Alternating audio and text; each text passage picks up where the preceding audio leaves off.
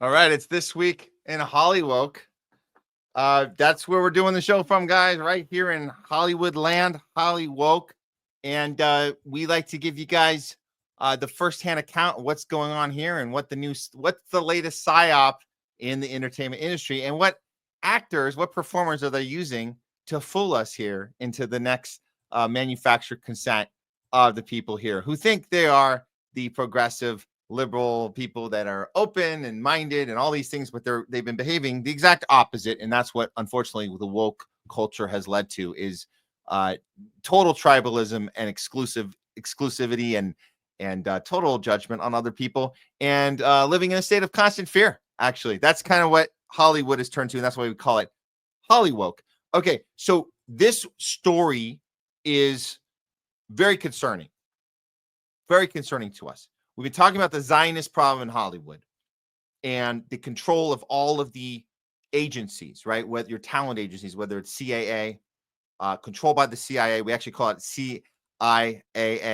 It's the biggest one. It's Creative Artists Agency and all the other ones. And basically, if you have a career here as an actor, as a performer, in the music industry as well, if you have a career, you have to sign up for certain things, and you are not allowed to be vocal about other things. And if you push the limit too much, they will make an example of you. So when it comes to organizing around protecting the Israel narrative, and we've seen the backlash of what happens when somebody like Gal Gadot gets elevated, and she actually was an IDF soldier and actually did kill innocent people when she was in the IDF, and now she's got a star on Hollywood Boulevard. The star got vandalized. I don't know if you guys saw that.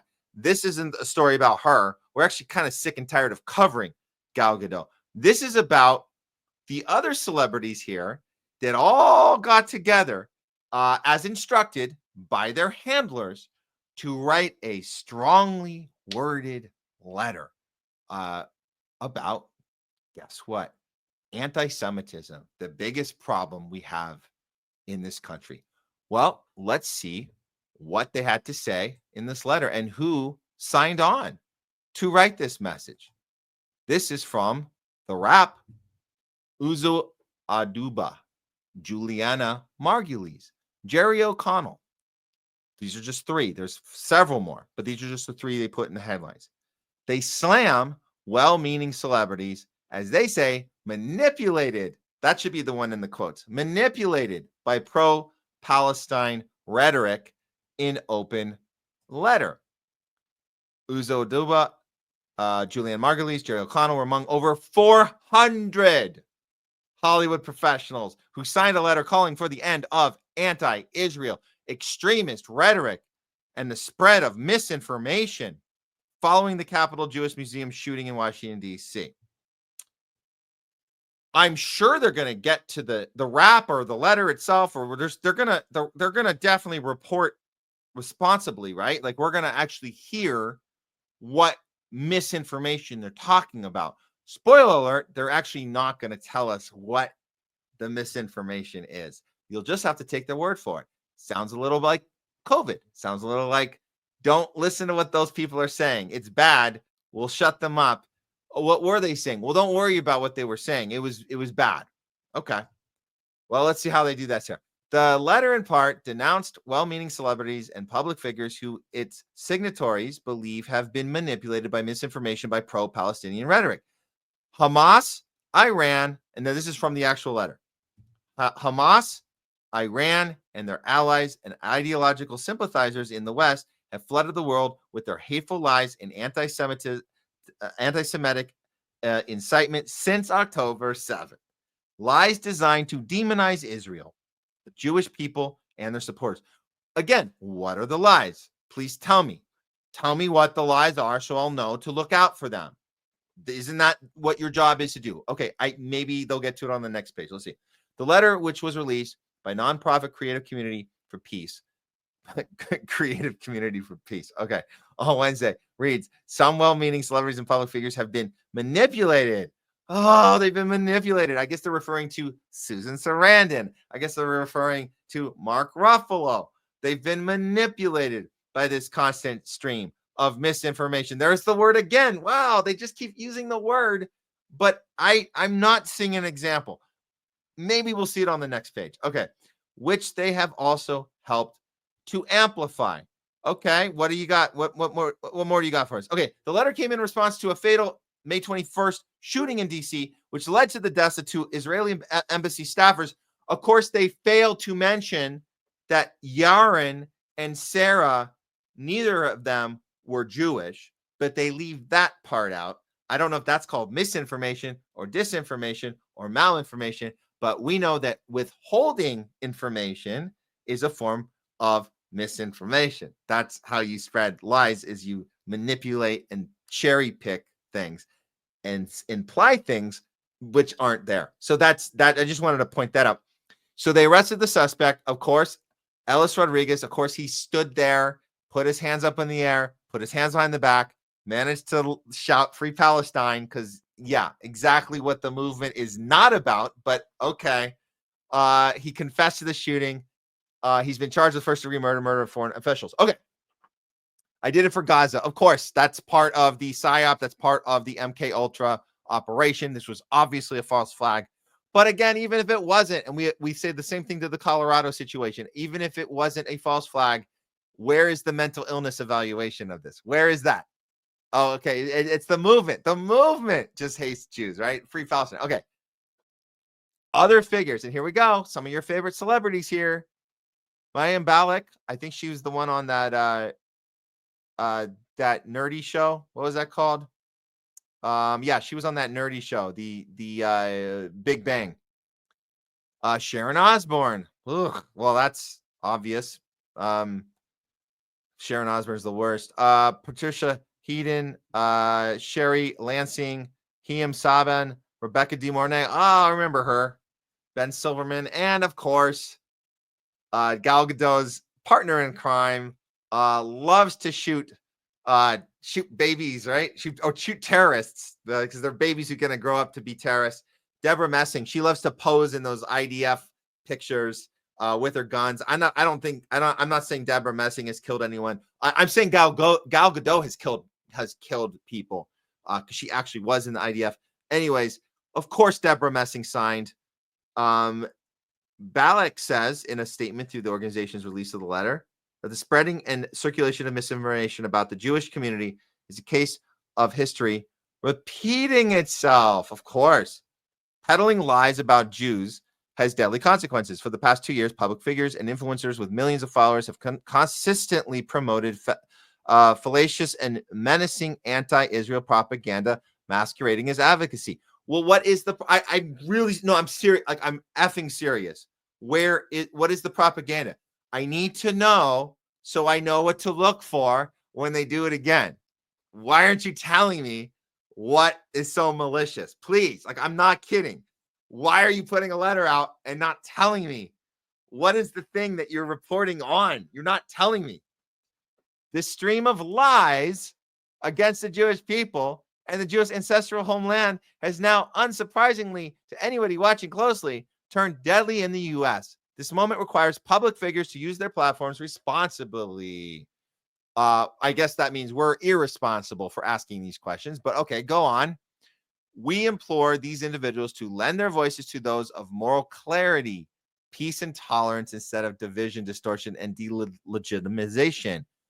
I'm sorry, what side are you on here? Because that seems to be exactly what the Palestinian protests are about. It's about moral clarity. It's about peace.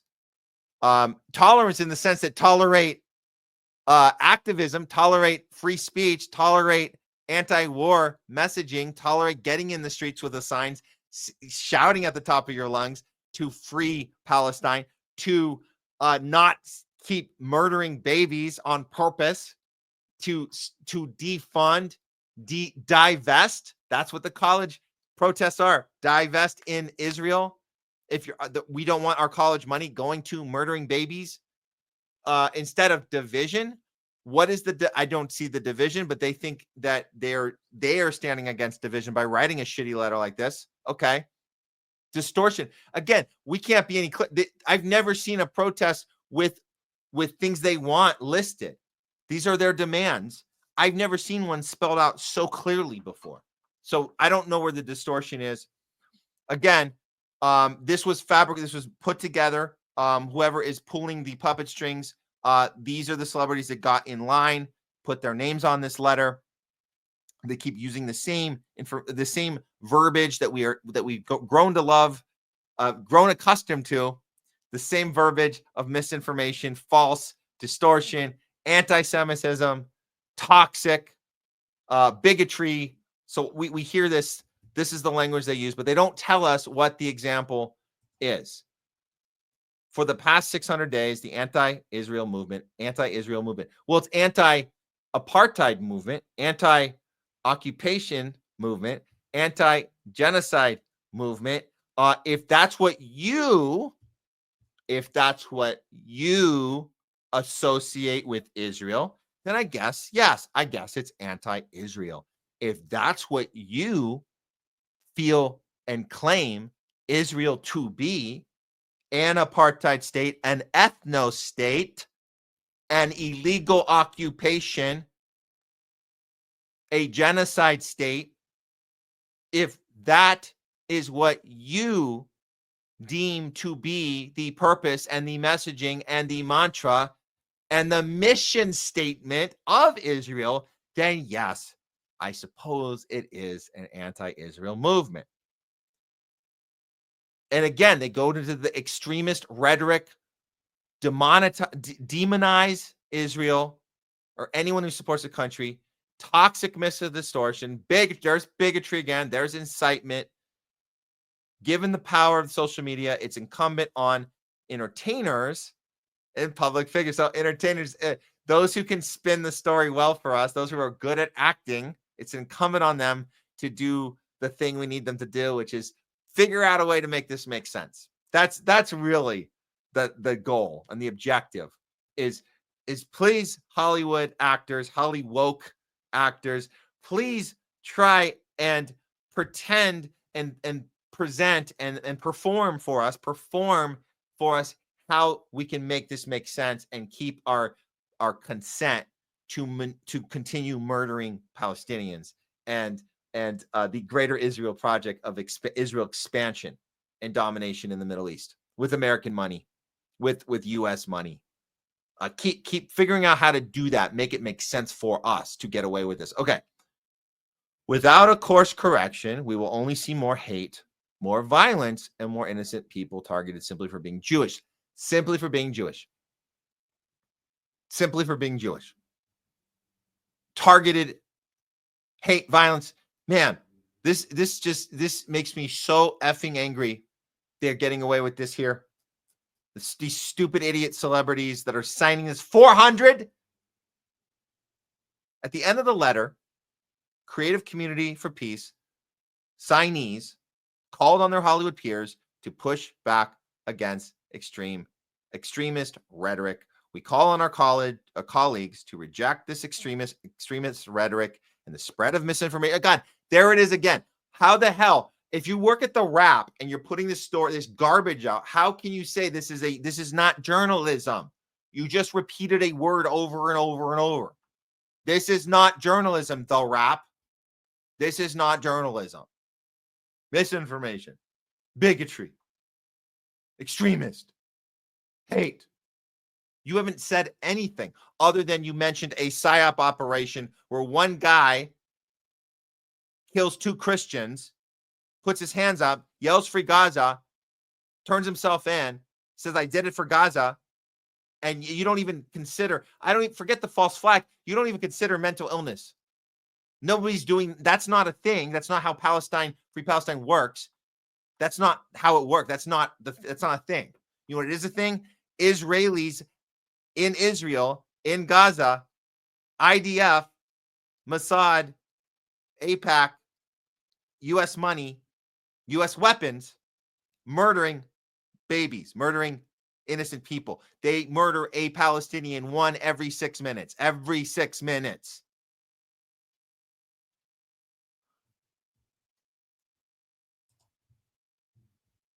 That's what they call journalism here in Hollywood, in the Wrap. That printed. That story actually printed. And they said, good job. We really nailed that one. Now all our readers can see all these Jerry Connell and all these others. Oh, they're just on the right side of things, doing activism because we're liberal and progressive here in Hollywood. We're woke. And we put letters out about how we condemn extreme behavior, extreme hate of Jews. You don't give one freaking example other than a psyop in Washington, D.C. where 2 Christians were killed. And the guy turned himself in. That's all you do. That's all you got. Okay. What do you do if you're in Hollywood, whatever? What do you do if you are against this? You have to keep your mouth shut. Are you allowed to not sign this letter if your agent and manager gives it to you? I don't know. If you are in the middle of this issue, if you're a Jewish and you're, because a lot of Jewish actors, I'm do one example for you of a guy who actually doesn't seem to be a complete Zionist at all. He's Jewish. He's a comedian. He's an actor. And for some reason, he can't even make fun of anything to do with the Holocaust or anything that he doesn't even say anything about Free Palestine. His name is Nathan Fielder. He did a show called Nathan for You, and he's got a new show out, I guess, on one of these streaming services.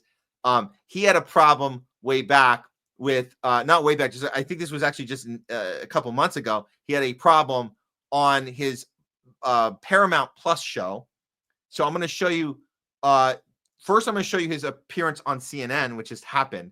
This was shared out by Kurt Menzer. I thought this was crazy because this guy just experienced something from censorship of him making fun, having fun, lighthearted fun of his own experience or the Holocaust. And he, again, not even pro-Palestine stuff at all. He's totally on the side of Israel first. Here's him on CNN. And this will make sense to you in a second. I'm going to play the clip that Kurt Menzer shared out. This is him kissing the ass of CNN, the most propaganda news organization imaginable, as he's plugging his new show, not the one that got censored, but we'll show you that in a second. Here he is, Nathan Feld. If you don't know who he is, he might look familiar to you. Here we go. Something that I think is important to say because, you know, I think these days, like a lot of people will go to like, you know, alternative news sources or like comedy podcasters to get the word out about stuff, you know, like Joe Rogan or Theo Vaughn. But for me, it's still CNN all the way. Thank you. So thank you for us that for means you a too. lot. Thank you so much, Nathan. Hey guys, keep up the good work. Thank you. Thank you. Thank you. It's still CNN. Well, that's funny. That's really funny because this is a guy who went through this. This happened just a little while before that. Nathan Fielder depicts Paramount Plus as Nazis. Now the headline is funny because Variety wants to make this shock reading material. He didn't depict them as Nazis. He made a joke about Nazis in a sketch because his sketch comedy, it's actually really funny. You guys should go back and see Nathan for You. It's really, really funny. But what happened was it's life imitating art. The streamer removes, that's Paramount Plus, removes an episode where he evokes the Holocaust in order to help a small business make some money off of it. And it was done in a very smart, creative way. All of his episodes are smart and creative. But as a result, they gave him some crap for doing that, and they took it off Paramount. Then he made fun of that, and then he created a scene where somebody played the Paramount executive, and then in character, he called him. He said, "You're behaving like a Nazi" in the scene. It was fun. It was written in a script to be played like it was. So it was life imitating art, imitating life, imitating art. So he's very smart to do that. Again, he's Jewish. Again, he wasn't saying he's not a Free Palestine activist. You're not going to see Nathan Fielder in the streets with the Palestinian protesters. But it's just funny to me, and we won't go through. I was going to go through the article, but it's no need to. I'm just giving you the shorthand version that this guy, unfortunately, was a victim of censorship when he was just showing how life imitates art, imitates life in a very creative way on his show. And then so they take his show down. They accuse him in a variety article of saying he called them a Nazi when it was part of the act. It was part of the sketch to poke fun at the thing he just experienced, was censorship. So all that said, he still goes on CNN and says, you're the greatest news organization. And CNN is no different than Variety, than any of these places that are misreporting this stuff to create more anti-Semitism. And in his case, I think suggesting in a weird way, suggesting that he was a self-hating Jew or something. That's what I get from reading a headline like that. That's part of why Variety makes a headline like that, because they want you to assume, to make the assumption before reading it. And here I am not reading it to you guys, but I'm giving you like the honest take of it. He's not a self-hating Jew.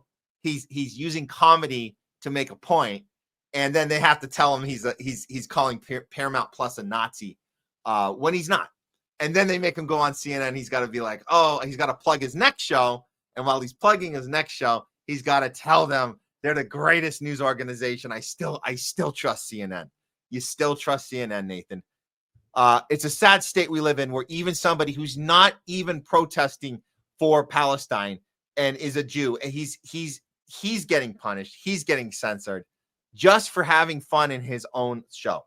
And he's still going to bow down to the overlords and the establishment media that is responsible for spinning this narrative in the first place and making us think anti-Semitism is the worst thing that we could possibly have happen in our country, and it's the number one problem. And RFK Jr. is telling us the biggest health concern in our college campuses is anti-Semitism. It's a crazy mixed up world that we're living in.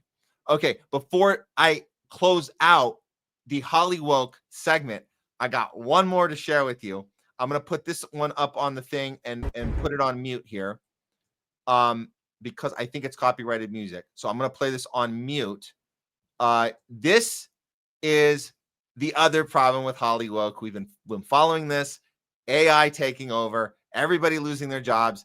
This is a new trailer for, well, it's a behind the scenes clip that just was uploaded on Twitter. And we know it's AI. It's obviously AI.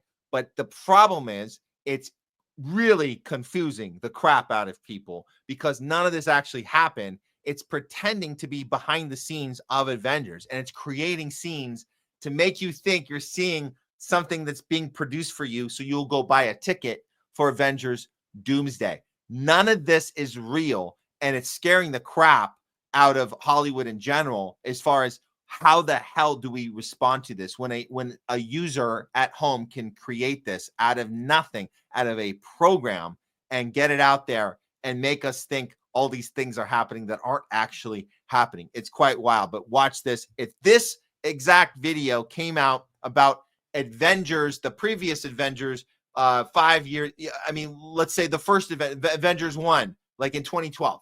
So let's say if this came out then, this would be insane. That they would be like, oh my God, this is insane that this is happening. So just to understand, this is the world we live in now, where AI can just be anything you want it to be. All right, here we go.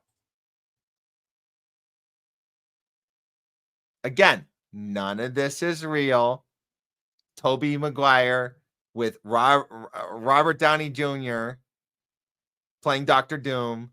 None of this happened. This is all fake. Look at that, Scarlet Witch. Oh, you got Deadpool. Look at them discussing stuff. None of that happened. It's a problem. It's a major problem. This tweet went out from Dom LaCour. He does some good work a lot of the time. I say about 80% of the time. He does pretty spot on work. Breaking news: humans across the internet are starting to request regulations on AI after artificial behind-the-scenes footage of the new Marvel Avengers Doomsday movie released online, tricking millions into believing it was real due to how creative and accurate this prompt was. The generated footage features Robert Downey Jr. as Dr. Doom and even shows members of the Fantastic Four.